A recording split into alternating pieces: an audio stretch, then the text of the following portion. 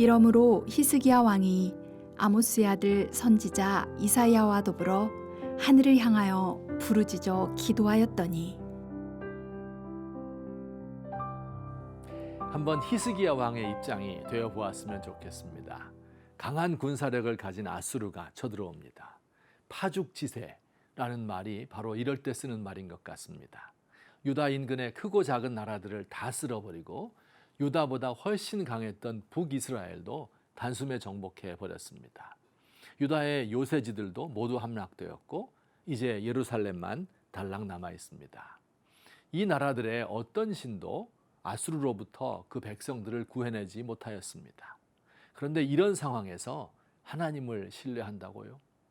이런 위기의 순간에도 항복을 권유하는 아수르 왕의 편지를 펼쳐놓고 하나님 전에 나가서 기도하는 히스기야의 신앙이 참으로 귀합니다.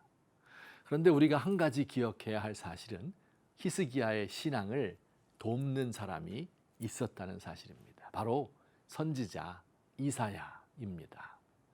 이사야는 어려운 일이 있을 때마다 왕의 곁에서 왕과 함께 기도하기도 하고 하나님의 뜻을 왕에게 일러주기도 하였습니다. 히스기야의 멘토라고 할까요? 유다의 영적 지도자라고 할까요? 이사야가 어떤 인물인지 두 가지로 생각해 보겠습니다. 첫째, 이사야는 역사의 흐름을 읽고 그 속에서 하나님의 뜻을 발견한 사람이었습니다. 이사야는 히스기야 왕의 아버지 아하스 때부터 선지자였는데요. 아버지 아하스 왕이 아수르에 사신을 보내어 도와달라고 할 때 그렇게 하면 안 된다고 그를 책망했습니다. 아수르를 의지하면 반드시 아수르가 아람과 북이스라엘을 멸망시키고 잠시 후 유다를 침공할 것이라고 하였습니다. 그 예언이 그대로 이루어졌습니다. 이제 그는 히스기야에게도 말합니다. 아수르 같은 나라들은 다 하나님의 손 아래에 있는 나라들입니다. 그 나라가 강한 군사력을 가지고 있어 제국을 이루어 영원히 지속될 것 같지만 사실은 몇 년 가지 못하는 권력일 뿐입니다. 하나님을 신뢰하는 유다가 역사의 한가운데 우뚝 서고 아수르나 이집트 같은 강대국들이 예루살렘을 선망하여 몰려올 날이 올 것입니다. 그러니 아수르를 두려워하지 말고 믿음 가운데 서시기 바랍니다. 둘째, 이사야 선지자는 바른 말을 할 용기가 있는 사람이었습니다. 악한 아하스 왕은 이사야의 말을 듣지 않았는데 그때 이사야는 용기 있게 왕을 책망하였습니다.